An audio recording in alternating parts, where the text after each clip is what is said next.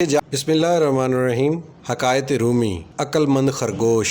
एक जंगल में तमाम जंगली जानवर खूंखार शेर से बहुत परेशान रहते थे। इस सरसब्ज़ जंगल में हर किस्म के जानवरों ने अपने अपने ठिकाने बना रखे थे। वो जंगल में आज़ादी के साथ उछल कूद और घूम फिर नहीं सकते थे। खूंखार शेर ने तमाम जानवरों का नाक में दम कर रखा था। हर वक्त उनकी घात में रहता था। कोई दिन न जाता था जबकि वो किसी न किसी जानवर को अपना लुक़मा न बना लेता। गर्ज कोई जानवर भी इस जंगल में अपनी जान को महफूज नहीं समझता था। सब जानवर इस परेशानी में मुब्तला थे। अगर इस तरह ही लैलो नहार गुजरते रहे तो हमारा जल्द खात्मा हो जाएगा। सब जानवरों ने मिलकर एक तजवीज़ सोची और फिर एक दिन शेर के पास हाजिर होकर कहने लगे, जहाँ पनाह आप हमारे बादशाह हैं और हम आपकी रियाया। हमारा फ़र्ज़ बनता है कि आपकी आसाइश और ख़ुराक का ख्याल रखें। हम हर रोज़ वक्त मुकर्ररा पर आपको एक जानवर मुहैया कर दिया करेंगे। आपको आगे पीछे जाकर तकलीफ़ फरमाने की हाजत नहीं रहेगी। हमारी सिर्फ़ इतनी इल्तजा है कि आप हम सब के लिए परेशानी का बायस न बने, ताकि हम जंगल में बेखौफ व ख़तर घूम फिर सकें। शेर ने कहा, हम हाथ पाँव हिलाए बगैर कुछ खाना हलाल नहीं समझते। पहले कोशिश फिर तवक्कल हमारा खासा है। हरकत में बरकत है। मुझे अल्लाह ने हाथ पाँव दिए हैं, मैं उनसे काम लूँगा।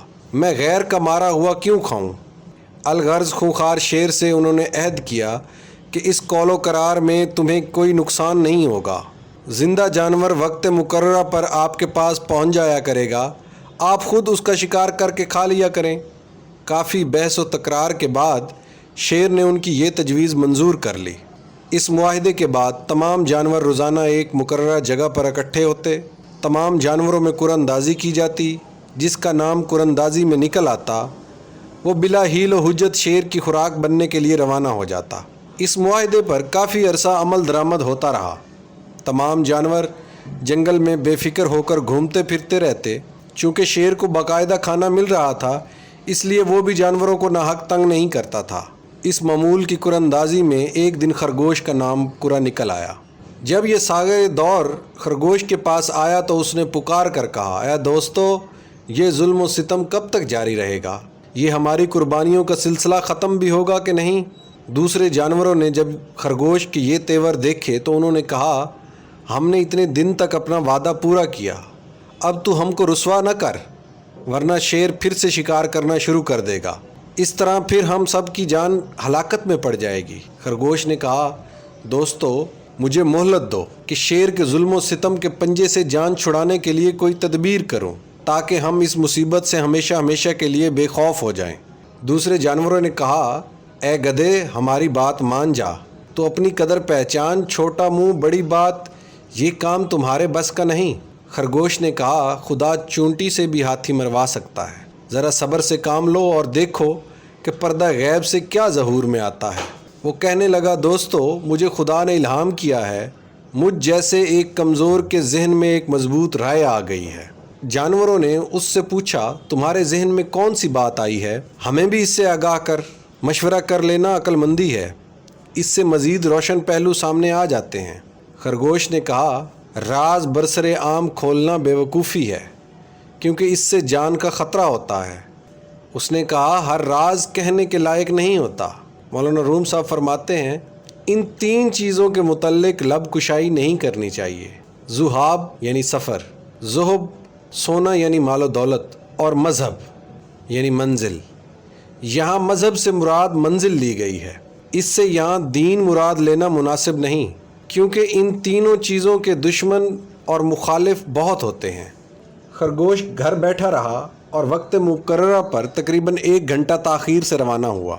शेर को जब वक्त मुकर्ररा पर खुराक ना मिली तो उसके गैस व गज़ब की इंतहा न रही। बार बार ज़मीन पर पंजे मारता और कहता कि अफसोस, मैं इन कमीनों की चिकनी चुपड़ी बातों में आ गया। नाअहल हुक्मरान जब मौका महल के मुताबिक फ़ैसला नहीं करता तो फिर अपनी उस बेवकूफ़ी के सबब परेशानी उठाता है। शेर गुस्से की हालत में गरज रहा था। उसने दूर से खरगोश को तेज़ी से अपनी तरफ आते देखा। जब वो करीब आया तो शेर ने गुर्रा कर कहा, ए कमीने नाबकार, तूने इतनी देर क्यों लगा दी? खरगोश ने दस बस्ता अर्ज़ किया, ए बादशाह सलामत, अगर जान की अमान पाऊँ तो देर से आने की वजह बयान करूँ। ए जंगल के बादशाह, तुम पर हम सब जानवर कुर्बान। آج میں اور میرا ایک بھائی خانے شاہی کے لیے روانہ ہوئے تو راستے میں ایک اور شیر نے ہمیں آ گھیرا۔ اس نے ہم دونوں کو لقمہ تر بنانا چاہا۔ ہم نے اسے بتایا کہ ہم اپنے شہنشاہ کی طرف جا رہے ہیں اور وقت پر پہنچنا ہے۔ اس نے کہا بادشاہ میں ہوں، تمہیں اس کے پاس جانے کی ضرورت نہیں۔ اس نے میرے ساتھی کو جو مجھ سے زیادہ خوبرو اور صحت مند تھا اسے پکڑ لیا اور میں بڑی مشکل سے جان بچا کر ادھر بھاگ آیا۔ میں نے اس سے کہا تو مجھے چھوڑ دے تاکہ میں اپنے بادشاہ کی زیارت کر لوں اور تیرے متعلق آگاہ کر دوں۔ اے بادشاہ سلامت، آئندہ اس شیر کی وجہ سے راستہ بند ہو گیا ہے۔ اگر تو معمول کے مطابق روزینہ چاہتا ہے تو پہلے ہمارا یہ راستہ صاف کرو۔ خرگوش کی یہ باتیں سن کر شیر کا خون کھول اٹھا اور غضبناک ہو کر کہنے لگا وہ کون ہے جس نے میری عملداری میں قدم رکھا اور میرا شکار چھین لیا؟ میں جب تک اس کا کام تمام نہ کر لوں کھانا حرام سمجھوں گا۔ اے خرگوش میرے ساتھ چل اور مجھے اس نابکار کا پتہ بتا۔ خرگوش رہبر کی طرح اس کے آگے آیا تاکہ اسے اپنے جال کی طرف لے کر چلے۔ خرگوش کے مکر کا جال شیر کا پھندا تھا۔ عجیب خرگوش تھا کہ شیر کو اچک لے گیا۔ دشمن اگر تجھ سے دوستانہ بات کرے تو جال سمجھ، اگرچہ وہ تیرے حق میں بہتر ہی کہہ رہا ہو۔ اگر وہ تجھے شکر دے تو اسے زہر سمجھ، اور اگر تجھ پر وہ مہربانی کرے تو قہر سمجھ۔ خرگوش بڑے حوصلے اور اعتماد کے ساتھ شیر کے آگے آگے چل رہا تھا۔ ایک شکستہ کنویں کے قریب وہ ٹھٹک کر کھڑا ہو گیا۔ شیر نے للکار کر کہا آگے بڑھ، پیچھے قدم کیوں ہٹاتا ہے؟ خرگوش نے کہا سرکار میرے ہاتھ پیر جواب دے گئے ہیں، میری روح کانپ رہی ہے اور دل دھڑک رہا ہے، کیونکہ وہ ظالم شیر اسی کنویں میں رہتا ہے اور میرے ساتھی کو پکڑ کر اسی کنویں میں لے گیا ہے۔ اس خوف سے مجھے آگے بڑھنے کی ہمت نہیں ہو رہی۔ حضور اگر آپ مجھے اپنی بغل میں اٹھا لیں تو پھر میں آگے بڑھ سکتا ہوں۔ شیر نے خرگوش کو بغل میں لے لیا۔ اسی طرح وہ دونوں کنویں کے قریب پہنچے۔ شیر نے خرگوش کو اپنی بغل میں لیے کنویں میں جھانکا تو اسے اپنا اور خرگوش کا عکس پانی میں دکھائی دیا۔ اس نے سمجھا کہ واقعی شیر خرگوش کو پکڑے کھڑا ہے۔ جب قضا آتی ہے تو عقل پر پردہ پڑ جاتا ہے۔ شیر نے غضبناک ہو کر نہ آؤ دیکھا نہ تاؤ، خرگوش کو وہیں چھوڑا اور خود اس کنویں میں چھلانگ لگا دی۔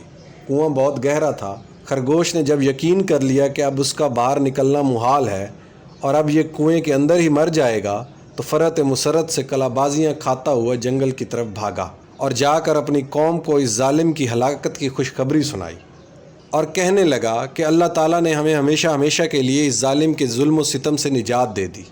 دنیا کے تمام شیروں کا سر جھک گیا جب قضاء و قدر نے اصحاب کاف کے کتے کو غلبہ دیا۔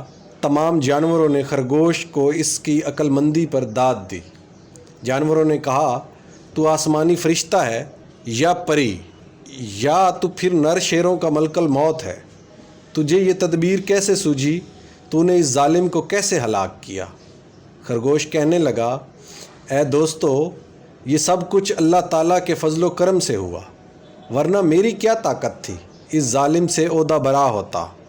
تعریف اور شکر کے لائق وہی پاک ذات ہے جس نے مجھ کو حوصلہ اور سمجھ عطا کی۔ مولانا روم صاحب فرماتے ہیں اے ساتھیو، ہم نے باہر کا دشمن مار ڈالا لیکن اس سے بدترین دشمن ہمارے اندر بیٹھا ہے۔ اب اس کی فکر کرو۔ باطن کے شیر کو قابو کرنا خرگوش جیسے جانور کا کام نہیں۔ صفے پچھاڑنے والا شیر بننا تو آسان ہے، لیکن حقیقی شیر تو وہ ہے جو اپنے نفس امارہ کو قابو کرے اور اسے شکست